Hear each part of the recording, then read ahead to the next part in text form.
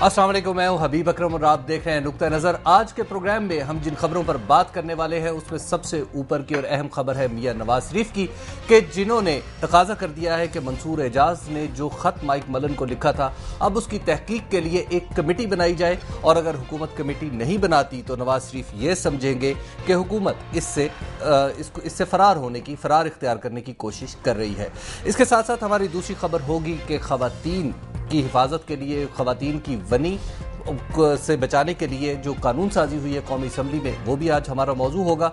और फिर सूबा बहावलपुर की इम्कानी बहाली भी आज का मौजू है। और इन तीनों सवालों पर गुफ्तगू होगी मुजीबुर रहमान शामी साहब के साथ। अस्सलाम वालेकुम सर। वालेकुम अस्सलाम जी।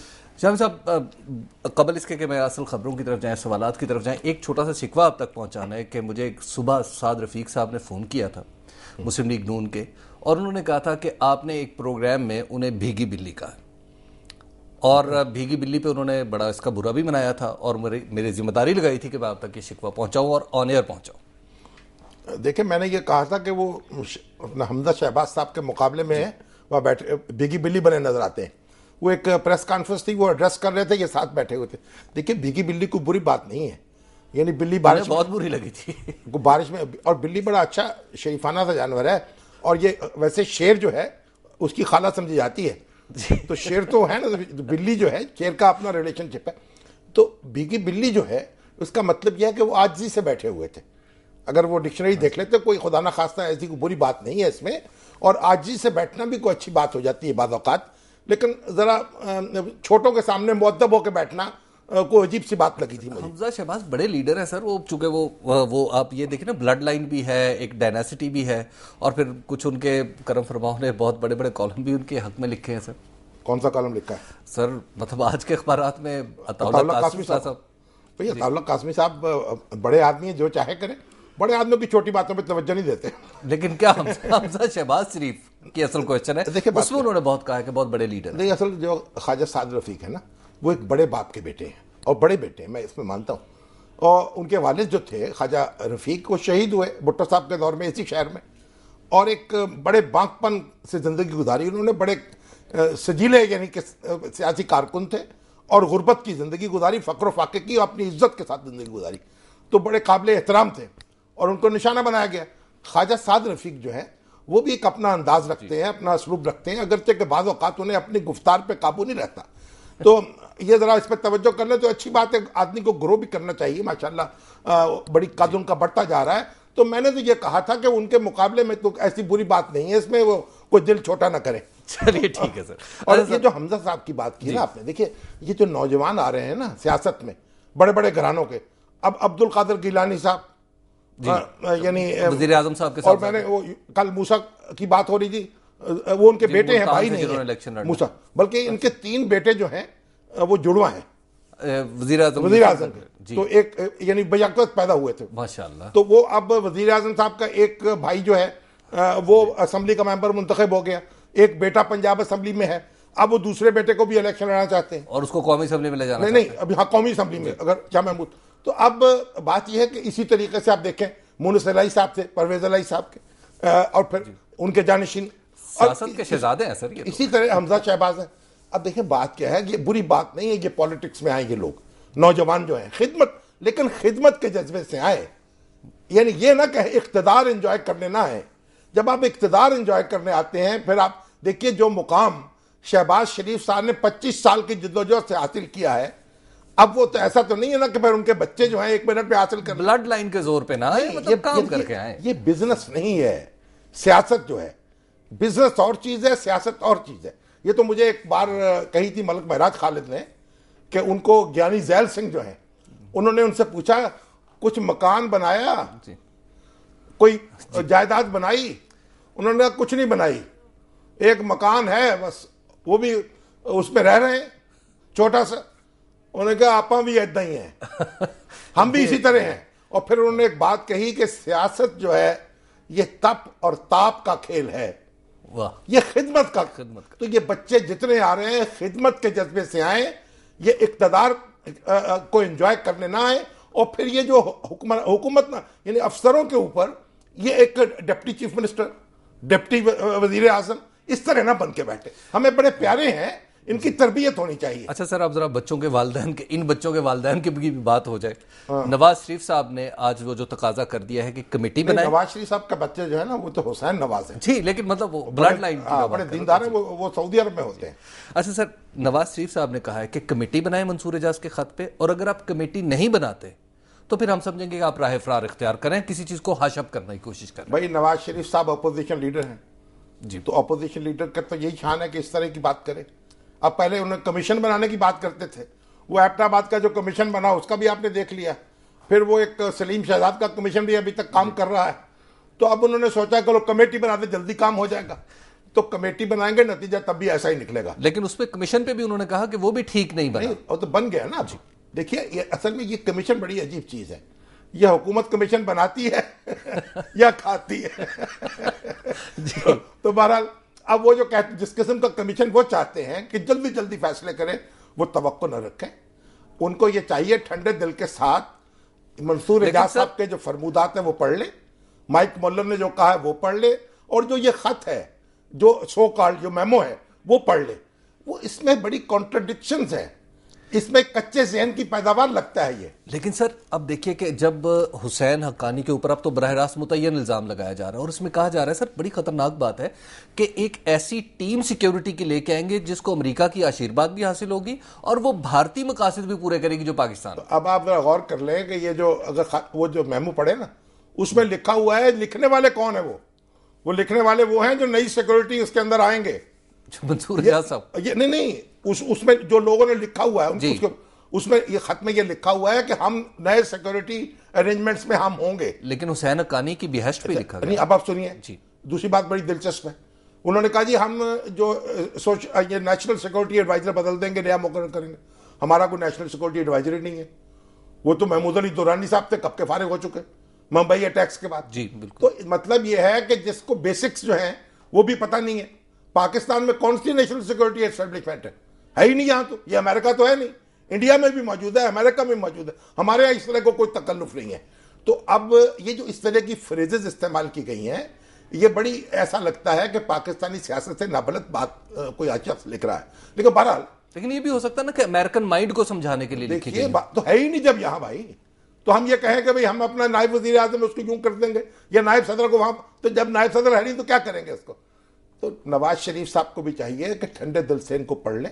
इमरान खान साहब को भी मैंने गुजारिश की थी इसको पढ़ लें, और पढ़ने के बाद फैसला करें कि देखिए जो भी तहकीकात तो होनी चाहिए, कमेटी भी बननी चाहिए, मैं इसके हक में हूं, बिल्कुल होनी चाहिए। पता तो लगे ना किसने साजिश की है, कौन है। लेकिन अगर कोई एक गुमनाम खत जिसके बारे में माइक मोलन जो कह रहे, जो तस्दीक की है उसने, वो तरदीद है। वो कहता है खत आया है ईमेल में, मैंने कल भी कहा था हमारी ईमेल में रोजाना इस तरह के नवाज शरीफ साहब की ईमेल भी आते होंगे, इमरान खान साहब के यहाँ भी आते होंगे। तो भाई ये जरा मामला सिक्योरिटी का है, इस पर गौर कर लें। बाकी हुसैन हक्कानी साहब का तो जो होना होगा वो हो जाएगा। लेकिन सर जो आज एक अखबार में इंटरव्यू छपा है मंसूर एजाज का, जिसमें उन्होंने कहा है कि हुसैन हक्कानी साहब बोलते रहे, मैं लिखता चला गया। तो ये कहा उन्होंने कहा जी उन्होंने, अब अगर वो डिक्टेट करते रहे और ये लिखते रहे तब इसका क्या, इसका मतलब कोई सबूत तो नहीं होगा। तो अब अगर यानी उनकी डिक्टेशन ले रहे थे ये, फिर उनसे पूछा क्या जी आपने ये क्यों तश तश बाम क्यों कर दिया, राज खोला क्यों? फरमाने लगे माइक मोलन के ऊपर जब प्रेस वालों ने तनकीद की मुझे गुस्सा आ गया, क्योंकि खुद अपने आप को अमेरिकन कहते हैं। पाकिस्तान से वो कोई रिश्ता नाता नहीं जोड़ते, हमें भी नहीं जोड़ना चाहिए, इस गलतफहमी नहीं रहना चाहिए वो पाकिस्तानी है, पाकिस्तानी ओरिजिन भी नहीं है उनकी, वो नहीं समझते। तो आप वो कहते हैं कि हमें, मुझे इस बात पर गुस्सा आ गया। पूछा जी जरदारी साहब इसमें शरीक है? अब आप उनका इंटरव्यू पढ़ लें जो डॉन में छपा हुआ है, एक के बाद दूसरी कॉन्ट्राडिक्शन। और देखिए हम एक शख्स जो है, कितनी हमारी बदकिस्मती है कि वो हमारी हर चीज को जेरो जबर कर दे और हम सारे लोग जो है कि हम दहाड़ बचाना शुरू कर दें। अच्छा सर, मंसूर एजाज का कोई हिडन एजेंडा हो सकता है, उसको किसी ने कहा भी तो हो सकता है, ये भी हो सकता है कि पाकिस्तान से ओरिजिनेट हुई हो। अभी तो ये खबरें आई हैं कि इनके रॉ के साथ भी ताल्लुकात हैं, कह रहा है इसराइल के साथ भी मामला रहा है। ये तो एक बैनुल अक़वामी एक शख्सियत है, बड़े पैसे वाले आदमी है, कोई गरीब शख्स नहीं है, और इनको अपने आप को नुमाया करने का एक शौक है जो लोग कहते हैं। अब तरह तरह की बातें, तरह तरह की चीजें, पाकिस्तान के साइड पर जरूर ये होनी चाहिए इंक्वायरी कि यहां क्या सूरत हाल थी, किसने की। मैं इस पे नवाज शरीफ साहब की इस बात से मुत्तफिक हूं, अगरचे मुझे मालूम है कि उस तरह की इंक्वायरी नहीं होगी जिस तरह की वो चाहते हैं। अच्छा सर, अब एक और सवाल पैदा होता है कि क्या इस खत को बुनियाद बना के मीडिया में एक आप यूं कहिए कि गर्दो गुबार का तूफान उठा के क्या हुकूमत को डिस्टेबलाइज करने की कोशिश है अमेरिका की तरफ से? वो जो कहा जाता है अमेरिका भी प्रेशराइज करना चाहता है। बात ये हुकूमत बेचारी तो खुद ही डिस्टेबलाइज्ड है। इसको तो कभी इधर से थप्पड़ पड़ता है, कभी थपेड़ा उधर से पड़ता है। अभी रेंटल पावर देखा नहीं, 4.5 अरब रुपया आज वसूल कर लिया है सुप्रीम कोर्ट ने जो कान पकड़ के। अब ये हुकूमत नाम की चीज जो है क्या कर रही थी ये आप देखे ना। तो ये हुकूमत को जो करने के काम है ये करती नहीं है, जो नहीं करने के काम है वो करती है, और जो कभी करती है कभी नहीं करती है। जैसे वो, और ये जो काम करती है उन पे पकड़ा नहीं जाता इनको, जो नहीं करती है उन पे पकड़ी जाती है। सर मैंने आपसे एक और भी सवाल पूछना है कि आखिर हमारी सिक्योरिटी एस्टैब्लिशमेंट इस खत को इतना क्यों सीरियसली ले रही है? लेकिन वक्त हो गया एक ब्रेक का, और जवाब लेना है ब्रेक के बाद। आप देखते रहिए नुक्ता नजर।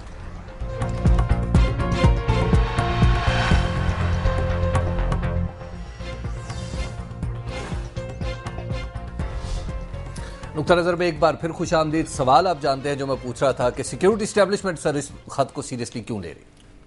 सीरियसली क्यों ले रही है जी। अब हमारी सिक्योरिटी एस्टेब्लिशमेंट भी डरी रहती है। हमारी सियासी क़यादत फौज से डरी होती है, फौज सियासी क़यादत से डरी होती है, और दोनों जो है एक दूसरे की तरफ बड़ी तशकीक की नज़रों से देखते रहते हैं। अभी आप मिसाक़ जमहूरियत देख लें, उसमें भी कितने पैराग्राफ है इस बात पर कि सिक्योरिटी एस्टेब्लिशमेंट को काबू करना है, इसकी पोस्टिंग्स को, इसके बजट को, इसके तौर तरीकों को, इसके प्लाटों को, इसकी ज़मीनों को, ये सब काबू करना है। और वो कहते हैं ना, मीर का शेर है, यूं कहते था जी में जो यार आता। सब कहने की बातें हैं, कुछ भी ना कहा जाए। तो ये ख्वाहिशात तो हैं, सियासतदानों के दिल में भी हैं और फौज के दिल में भी हैं। लेकिन एक बात मैं आपको बताऊं, अब ये जो खत बड़ा हंगामा उठा हुआ ना इस खत का, एक खत 1990 में IGI जो इस्लामी जमहूरी इत्तेहाद के प्रेसिडेंट थे नवाज शरीफ साहब, उनके एडवाइजर ने भी एक रिलीज किया था। वो क्या खत था? ये खत था जो 18 अक्टूबर 1990 को रिलीज किया गया, और इस पे 24 सितंबर की तारीख थी। ये एक मोहतरमा बेनजीर भुट्टो का खत था जो उनके एक अमेरिकी दोस्त को लिखा गया था, पीटर गलब्रेथ को, जो उनका क्लास फेलो रहा था हार्वर्ड में, और इंडिया में जो अमेरिकी सफीर थे उनका बेटा था, और स्टाफ में काम कर रहा था कांग्रेस के। और स्टीफन सोलार्स जो थे वो चेयरमैन थे एशियाई अमूर के कांग्रेस कमेटी के। तो ये खत लिखा था मोहतरमा बेनजीर भुट्टो ने जब उनकी हुकूमत डिसमिस हो गई कि भाई ये हमारी हुकूमत डिसमिस हो गई है, आप F-16 रोक लें, आप न्यूक्लियर प्रोग्राम जो उसके अंदर नजर करें, आप इंडिया को कहें VP सिंह को कि वो ले आए अपनी सरहदों पर फौजें ले आए ताकि प्रेशराइज हो जाए, ये मुझे वरना डिस्क्वालीफाई कर देंगे, इलेक्शन में हिस्सा नहीं लेने। बहुत खतरनाक ये और फिर ये कहा कि अगर राजीव गांधी जिंदा होता तो आज मुझे ये काम काश कितना अच्छा होता। तो ये सारे ये आप खत मौजूद है, इसको पढ़ लीजिए। अच्छा सर, ये नहीं ये खत जारी किया गया ये अब IGI की तरफ से उसके एडवाइजर ने। ये एडवाइजर साहब कौन थे? ये एडवाइजर साहब आपको भी याद होगा माशाल्लाह। आप क्या कर रहे थे उस वक्त? सर मैं वैसे ही आपसे पूछना चाह रहा हूँ, एडवाइजर ये एडवाइजर तो हमारे यही थे, हमारे दोस्त जो है हुसैन खान, माशाल्लाह, वो इंफॉर्मेशन एडवाइजर थे। अब उन्होंने खत जारी किया। यही खत जो है ये बाद में मुस्लिम लीग काफ ने अपनी इलेक्शन कैंपेन में अभी 2008 में इस्तेमाल किया बेनजीर भुट्टो के खिलाफ। लेकिन इसमें उनके स्पेलिंग जो थे कई गलत थे, लफ्जों के तखातुब गलत था। माय डियर पीटर लिखा होता था, ये तखातुब गलत है। वो खत खुद शहादत दे रहा था कि मैं कहीं से बरामद हुआ हूं, ये मैं असली नहीं हूं। और आज उसी एडवाइजर के गले में एक खत है सर। मैं उसी को कह रहा हूं कि बहुत देखिए, पहली बात तो यह है कि आप कोई भी दस्तावेज है उसकी दाखिली शहादत देखिए। उसकी दाखिली शहादत से अगर वो कॉन्ट्राडिक्ट हो जाए तो फिर कोई अच्छी बात नहीं। अच्छा सर, यहां पे एक और सवाल पैदा होता है। हुसैन हक्कानी साहब ने एक बात तो ये की है, एक सवाल है तारीखी हवाले से और एक सवाल है उनके बयान से। वो कहते हैं जनाब ये बहुत सी ऐसी कुव्वतों का काम है जिन्हें सिविलियन जो अमेरिका में सिविलियन सफीर है वो पसंद नहीं आता। और तारीखी हवाला यह है कि अगर हुसैन हक्कानी कल एक काम कर सकता थे तो आज भी ऐसा काम क्यों नहीं कर सकते? देखिए बात सुने, ये वो अच्छा उस खत में बेनजीर वाले में जी ये भी कहा गया था, बेनजीर ने लिखा था कि पाकिस्तान की फौजी और इक़्तिसादी इमदाद बंद कर दो, F-16 रोक लो। तो आप उसमें वो जो खत था वो बेनजीर के खिलाफ इस्तेमाल हुआ, और आज कहां है वो खत? आज बेनजीर भुट्टो को कौन कितना खराज अकीदत पेश किया जाता है। आज पता चलता है कि उन्होंने एटमी प्रोग्राम की हिफाजत की, उन्होंने मिसाइल प्रोग्राम जो है उसको आगे बढ़ाया।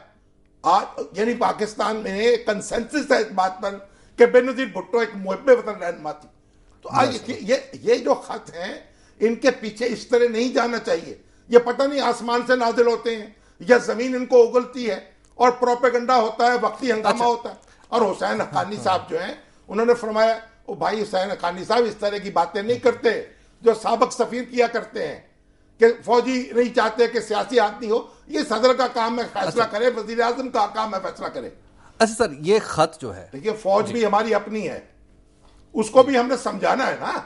कोई फौज की बेइज्जती हमें गवारा नहीं है और सियासी क्यादत की बेइज्जती भी गवारा नहीं है। सियासतदान भी जरूरत है इस मुल्क की। लेकिन सर ये जो ट्रस्ट डेफिसिट पैदा हो गया इस खत के बाद, भाई इस खत से पहले ही मौजूद था ये तो बार बार पैदा होता है। अगर ये देखिए ये बदकिस्मती से बार बार पैदा होता है। और ये जो कियानी साहब जो हैं इन्होंने तो 3 साल बड़ी हिफाजत की है। बार बार वज़ीर आज़म भी कहते हैं कि हमारे सिस्टम की हिफाजत की है। वो जुल्फकार मिर्जा साहब ने ये फरमाया है कि जो हमारी जमहूरियत चल रही है न या गिलानी साहब की वजह से चल रही है, न जरदारी साहब की वजह से चल रही है, या कियानी साहब की वजह से चल रही है। ये उन्होंने फरमाया जी। तो बात यह है, देखिए अब दोनों को ये सोचना चाहिए, फौजी क़यादत को भी और सियासी क़यादत को भी। सियासी क़यादत के बगैर भी मुल्क नहीं चलेगा और फौज के बगैर भी अच्छा नहीं सर, चलेगा। इसका मतलब है, वैसे सर मैं आपसे एक थोड़ी सी एक माजरत के साथ एक बात अर्ज करना चाहता हूँ। ये जो आपका तज्जिया है इस खत के बारे में, आपको पता है आप इस तज्जिये में सिर्फ आप है जो ये बात कर रहे हैं, नहीं और भी लोग हैं मोस्टली। लेकिन जो देखिए सर, मोस्टली लोग जो है सर, मैं इसलिए मैं तो आपके सामने हकायक की बात कर रहा हूं, आंखें बंद नहीं करके बैठा हुआ। सर मोस्टली लोग आंखें खोल के बतौर हकीकत तस्लीम कर वो चुके भाई मुझे खत को पढ़ ले, मैं तो बार बार कह रहा हूं माइक मलन के बयान को पढ़ ले। उसने रद्दी की टोकरी में फेंक दिया इसको। इस खत के अंदरूनी एक एक सतर जो है वो अपने आप को कॉन्ट्राडिक्ट कर रही है। अब ये शहादत दे रही है कि मैं एक झूठी दस्तावेज हूं, किसी साजिश का नतीजा हूं, वरना इसको तशतज़बान क्यों किया जाता। तो देखिए बात यह है, सबसे पहली काम यह एक बुनियादी बात है, आप भी अखबार नवीस हैं, मैं भी हूं, हमें किसी की मोहब्बत में और किसी की नफरत में जल कर तजिया नहीं करना चाहिए। तजिया स्ट्रेट, बिल्कुल कूलू कॉलन सदीदा, आप साफ और सीधी बात करें, यही हमें हुक्म दिया गया है। अब अगर कोई खुश हो या नाराज हो, अगर 100 आदमी भी खिलाफ हो जाए, तब भी जो बात मेरी अकल में आती मैं वही कहूंगा। और मेरी अकल वही है कि इस खत को पढ़िए, इस मेमो को पढ़िए और इनके इंटरव्यूज को पढ़िए, इनके जो इन्होंने ये जारी किए हैं अपनी वो ब्लैकबेरी के कन्वर्सेशन को पढ़िए। आपको मालूम होगा उसमें कितना अभाम है, कितनी कॉन्ट्राडिक्शन है। और देखिए रावी जो है, हम तो मुसलमान है भाई, रवायत में सबसे पहला काम रावी होता है। हम तो हदीस को नहीं मानते जिसका रावी ज़ईफ हो। तो यह रावी मशकूक है, ज़ईफ है और मुतनाज़ा है और इसके हर चीज इसकी क्रेडेंशियल जो है। अच्छा सर, तो हम कैसे मान ले आगे बंद करके? ब्रेक का वक्त होने वाला है। अब आप ये बताएं, ये तो कम से कम बताएं कि सर इस वक्त जो इस खत की वजह से तनाव की कैफियत नजर आ रही है, इमरान खान ने इस खत को इस्तेमाल किया है हकीकत के तौर पर, नवाज शरीफ इसको एक दलील के तौर पर इस्तेमाल करते हैं, पार्लियामेंट में एक दलील के तौर पर इस्तेमाल हो रहा है। ये सब लोग अब होगा क्या? ये सब लोग जो है ये अपनी सियासत कर रहे हैं और जरूरत के तहत अपना मौक़िफ़ इख्तियार कर रहे हैं और बाद में सर पकड़ के बैठ जाते हैं जब कोई पानी सर से ऊपर हो जाता है। आज वो बेनजीर भुट्टो का खत कहाँ है जो आईजी ने जारी किया था? कोई शख्स उसमें थूकने को भी तैयार नहीं है, कोई नहीं मानने को तैयार कि खत हकीकत था। उसमें इंडिया की दुहाई दी गई थी। गोया ये वक्त की बात है, कल का के खत। ये इन चीजों पर आप अच्छी तरह गौर करें और अगर किसी ने कोई शरारत की है उसको वो कौन सर, वो कार्रवाई करना चाहिए ना। देखिए मगर बात सुनिए, आप हर चीज का एक तरीका है। ब्रेक का वक्त हो गया, एक ब्रेक ले लेते हैं और ब्रेक पर जाने से पहले मैं आपको बता दूं कि आप हमें कॉल भी कर सकते हैं 0423636802 पर, ताकि आपके सवालात इस प्रोग्राम का हिस्सा बन सके। देखते रहिए नुक्ता नज़र।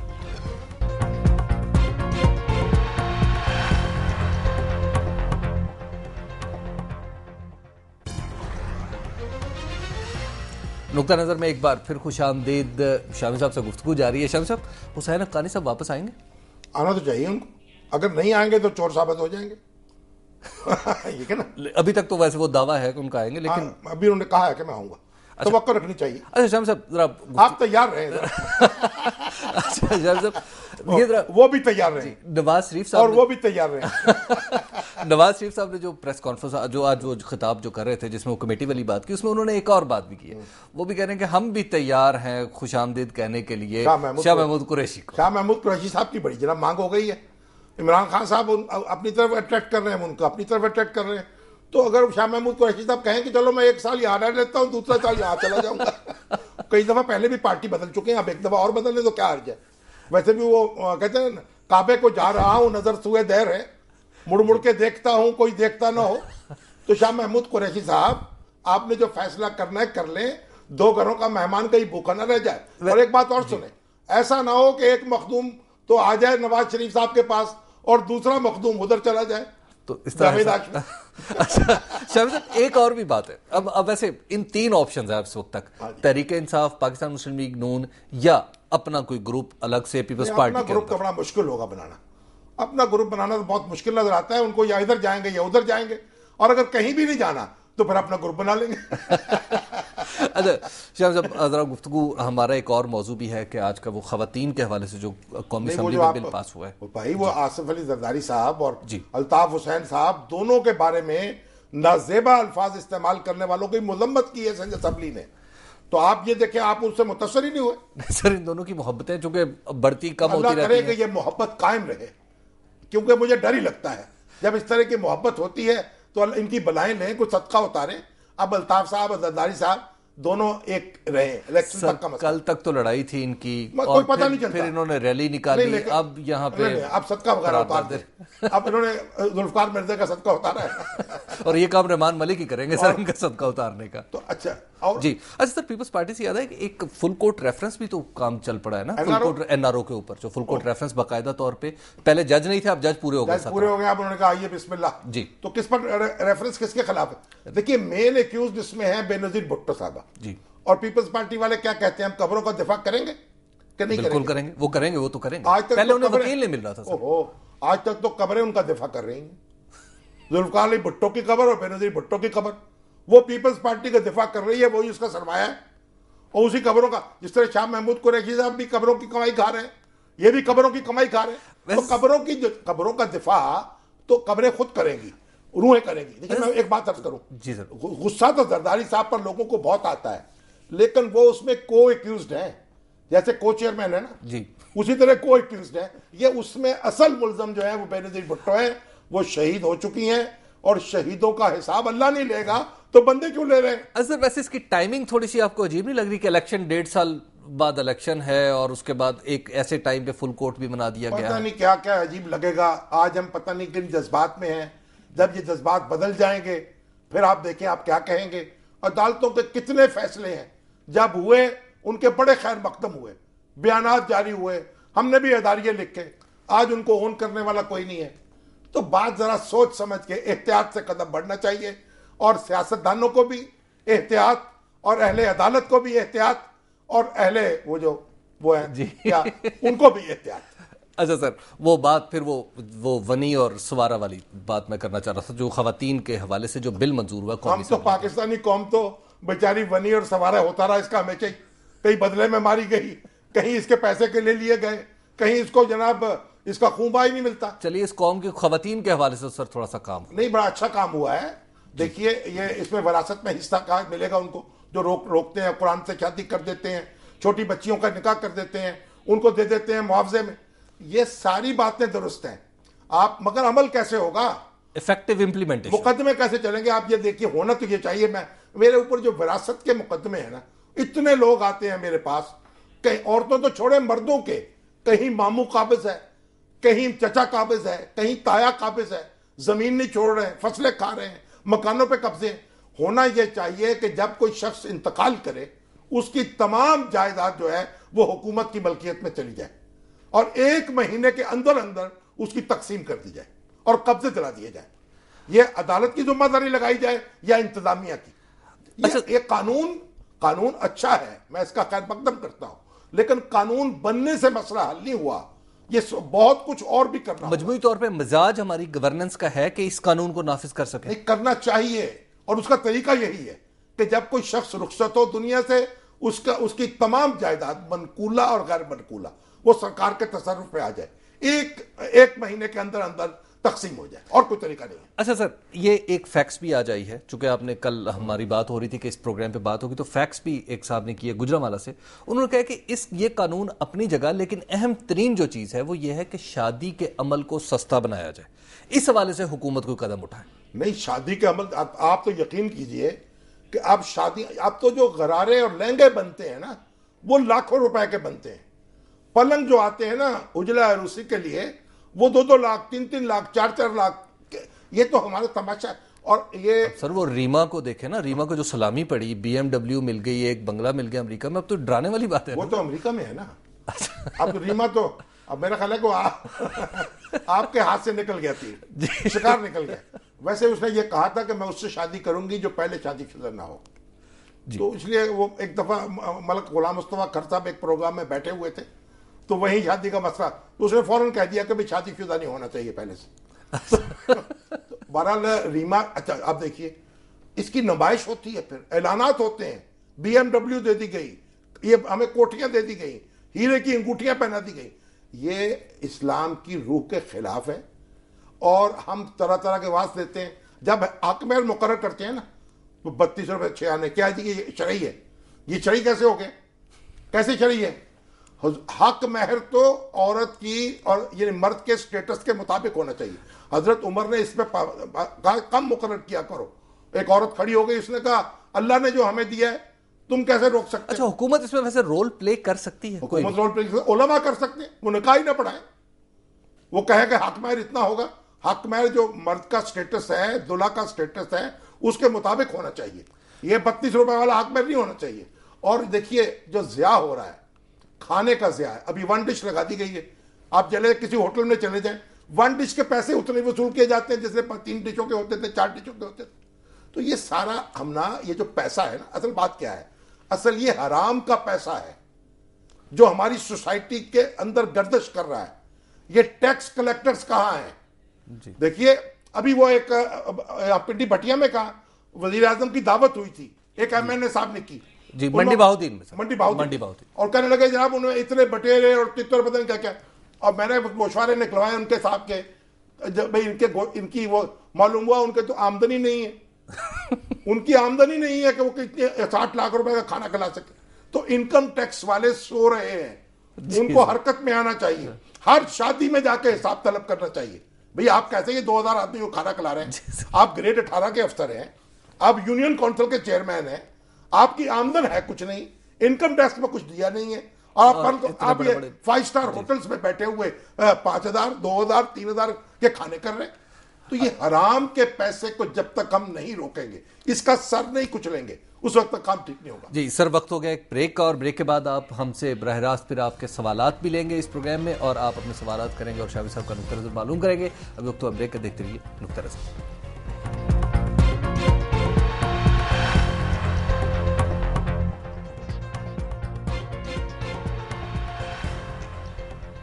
नुक्ता नज़र में एक बार फिर खुशामदीद। ये वक्त ख़ास तौर पर आपके लिए कि आप बरह रास्त इसमें अपने सवालात कर सकते हैं, और आपके जवाबात जो हैं और उनके ऊपर आपका नुक्ता नज़र जो है वो शामी साहब देंगे। शामी साहब, एक बात मिनहाजुल कुरान की तरफ से भी, और वो अवामी तहरीक ताहिरुल कादरी साहब की तरफ से, डॉक्टर प्रोफेसर ताहिरुल कादरी साहब जी, वो आपको पता है एक जलसे का एहतमाम हो रहा है कल नासिरबाग में। जी बिल्कुल, खिताब करेंगे जी, वो खिताब आ गए हैं। नहीं सर, वो कनाडा से खिताब करेंगे, स्क्रीन के अंदर, टीवी के जरिए।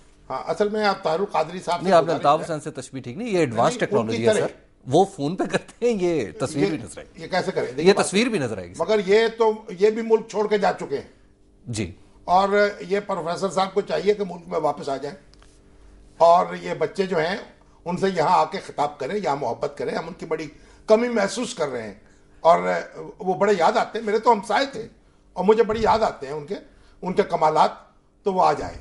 वैसे नौजवान को खुसूसी मखलूक नहीं इस वक्त बने हुए, मतलब जब से इमरान खान ने कुछ काबू किए हैं नौजवान, आप देखिए शहबाज शरीफ साहब कल फेसबुक पे बैठे हैं और जवाब दिए उन्होंने, कितने 4000 पता नहीं कितने लोगों के सवालों के। तो नौजवानों की बड़ी मांग है जनाब, माशाल्लाह। इस सर हमारे साथ एक कॉलर मौजूद है ऑस्ट्रेलिया से, अकरम साहब। जी अस्सलाम वालेकुम अकरम। यार वो तो इनसे बात करते हैं। वो बहावलपुर का सूबा डिस्कस करना था सर, उसको मेरा वो ख्याल है सीएनजी बसों की डिस्कशन सर, मेरा ख्याल है ये दो मौजूआत जो है हम आइंदा प्रोग्राम में ले जाते हैं, क्योंकि ये सवालात जो है ना फिर वो जाना है हमें बाद में शिकवे भी आते हैं कि आप हमारे सवालात तालिब इल्म जो है, जो नौजवान है ना, वो उनके पीछे पड़े हुए हैं कि हम मुफ्त में सवारी करेंगे। यानी ये भी इनडिसिप्लिन की इंतहा है, ये भी कुछ तो ये भी नौजवानों को बताना चाहिए। हाँ। जी अकरम साहब। अस्सलामुअलैकुम सर। वालेकुम अस्सलाम जी। सब आपका प्रोग्राम बड़ा अच्छा जा रहा है। मैंने वो खत वाले मामले पे आपसे बात करनी थी कि आपने उसको एक ज़ईफ हदीस कहकर उससे आपने सरफे नजर कर दिए हैं। तो आप ये भी कहना कि कोई अथेंटिक सोर्स नहीं है, लेकिन अगर अथेंटिक सोर्स की बात करें तो मियां नवाज शरीफ साहब ने किम बारकर को जो तफसीलात दी मुल्की, जो उन्होंने अपनी बुक तालिबान रीशफल में जिसका जिक्र किया है, और उससे पहले हमारे हुक्मरानों में से क्रिस्टीना लैम्ब की बुक अगर आप स्विंग सर्कल्स ऑफ हर्ट जो उन्होंने अफगानिस्तान के ऊपर लिखी जब रूस वहां पर लड़ रहा था, तो उसके अंदर जो हमारे हुक्मरानों का किरदार है उस ऑथेंटिसिटी के ऊपर आप क्या कहेंगे? देखिए, आप तो बड़े पढ़े लिखे आदमी नजर आ रहे हैं माशाल्लाह। देखिए, ये जो किताबें लिखी गई हैं इसमें जो कुछ लिखा गया है वो आपने भी पढ़ लिया है और जो दूसरे लोगों ने भी पढ़ लिया होगा। हम उसका जिक्र करना मुनासिब नहीं समझते। वो सारी ज़ईफ रवायात हैं और ऐसे इल्ज़ामात हैं जो मुनासिब नहीं समझते हम ज़ाती ज़िंदगी में जाना, और ये मुनासिब बात नहीं है।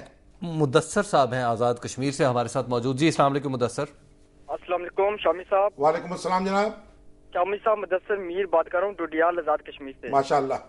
शामी साहब, मौजूदा हुकूमत ने भारत को मोस्ट फेवरेट मुल्क करार देकर न सिर्फ कश्मीरियों के मुंह पर तमाचा मारा है बल्कि लाखों शोहदाए कश्मीर के खून से गद्दारी की है। हम कायद राजा फारूक हैदर खान की क़यादत में इसकी भरपूर मजम्मत करते हैं। आप जरा इतने जज्बाती ना हो। मैंने यहाँ भी अर्ज किया था, MFN जो है ना, इससे ना घबराए लफ्ज से। मतलब इस सिर्फ इतना है कि तजारत होगी उन्हीं शराइत पर जिन शराइत पर दूसरे मुल्कों के साथ होती है। तो ये कोई क़यामत बर्पा नहीं हो रही, कोई हमारी मोहब्बत नहीं हो रही, न शादी हो रही है न मंगनी हो रही है। ये एक तजारती एक इस्तिलाह है, उससे इतना ना घबराएं।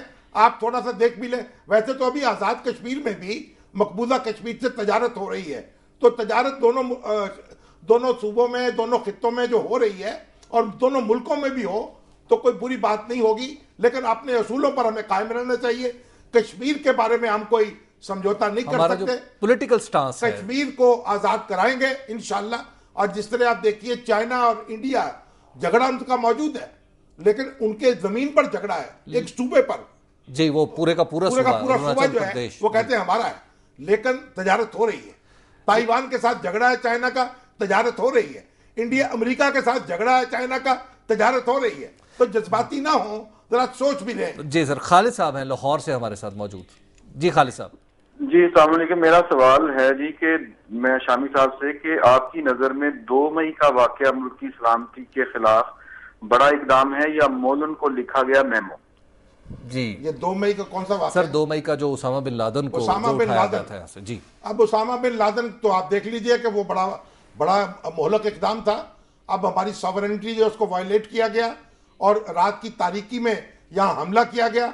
अब वो अमेरिका ने किया था, हम जवाब नहीं दे सके। हमने फिर हंस के दिखा दिया, कहा जी हमारे पास तो ये टेक्नोलॉजी नहीं है। किसी ने कहा रेडार काम नहीं कर रहे थे। यही तो मैं रो रहा हूं कि इसके बाद तो फौज अंडर प्रेशर थी और लोगों का गुस्सा फौज पर था। ये सियासतदान बीच में कहां से लाए आ गए? सर एग्जैक्टली ये 2 मई वाली बात आज नवाज शरीफ साहब ने भी, उन्होंने भी लिंक करने की कोशिश की है दोनों चीजों को। लेकिन आप देखिए, अब एक बड़ी बात है, अगरचे जो हुआ मुझे बड़ा गुस्सा है उस पर, लेकिन मैं क्या करूं? अमेरिका का क्या कर लूं? अब क्या नहीं साहब तो लड़ने रहे उससे। सर हमारे प्रोग्राम में एक मिसेस नसीम है और हमारे प्रोग्राम में अब तक शायद खातून की पहली कॉल है। अच्छा। जी अस्सलाम वालेकुम मिसेस नसीम। तो ये कोई मर्दाना प्रोग्राम होता है? जी अस्सलाम वालेकुम। वालेकुम अस्सलाम। मैं ये सिर्फ पूछना चाह रही हूँ शामी साहब कि आप हकानी साहब को इतना डिफेंड क्यों कर रहे हैं? बिल्कुल डिफेंड नहीं कर रहा। मैं तो कह रहा हूँ कि हकानी साहब जो हैं, अगर उन्होंने कुछ तजावुज किया है हदूद से, उनकी जरूर पकड़ होनी चाहिए। और अब तो मुनासिब समझता हूँ कि वो मेरा ख्याल आराम ही करेंगे। साबिक सफीर बन गए हैं, अब उनके मदामिन पढ़ा करें आप अखबार। सर मैं आपकी इस बात से खबर निकल रही है। हाँ। बन गए हैं, बन चुके हैं, बन जाएंगे, बनने वाले हैं। मंसूर साहब है टोबा टेक 6 से। जी मंसूर साहब। जी वालेकुम सलाम जी। मैं शामी साहब से एक सवाल तो नहीं करना चाहता, एक तजवीज रखना चाहता हूँ। हुक्म करें। ये हमारे हमारे अक्सर प्रोग्रामों में जो एंकर पर्सन आते हैं ना, वो अखाड़ा नुमा एक प्रोग्राम शुरू कर देते हैं और उनकी जो जितनी भी गुफ्तगू होती है ना, वो पार्शियल नहीं होती। जी मंसूर साहब, जी मंसूर साहब, जी हुक्म। हमारी देखिए, अल्लाह अल्हम्दुलिल्लाह हम ऐसी कोई मर्ज में मुब्तला नहीं है। हम सुकून के साथ गुफ्तगू करते हैं, दलील के साथ बात करते हैं, अदब और एहतराम के साथ, बस। लेकिन सर मजमूई तौर पे वो जो तासुर, वो जो देख रही है मिसेस नसीम जो कह रही है कि हुसैन हक्कानी, वो भाई बेचारे हक्कानी जो है, अगर उसने कुछ नहीं किया तो क्यों पकड़ना है उसको? पुराने जुर्म की सजा में वो तो भेड़िए और भेड़ वाली बात हो गई ना। सर उसने कहा तुमने पानी गंदा किया है। उन्होंने कहा हुजूर मैंने कहा गंदा किया, आप तो ऊपर से पानी पी रहे, मैं तो नीचे हूँ। उन्होंने कहा अच्छा फिर पिछले साल किया था। उन्होंने कहा मैं तो पैदा ही अब 1 साल का हूँ। उन्होंने कहा फिर तुम्हारा बाप हो। सर हमारे प्रोग्राम का वक्त, तो वो मेमना जो है बेचारा हमारा, उसको खाना चाहिए। प्रोग्राम का वक्त खत्म हो गया है सर, और सुबह बहावलपुर वाली बात रह गई है, वो हमने कहा था पिछले प्रोग्राम में, लेकिन हम आइंदा प्रोग्राम में करेंगे और ज्यादा डिटेल से करेंगे। और आइंदा प्रोग्राम में अगले हफ्ते में आपसे दोबारा मुलाकात होगी। आपने देखा नुक्ता नज़र, आपको बहुत शुक्रिया, इजाजत दीजिए अगले हफ्ते तक, खुदा हाफ़िज़।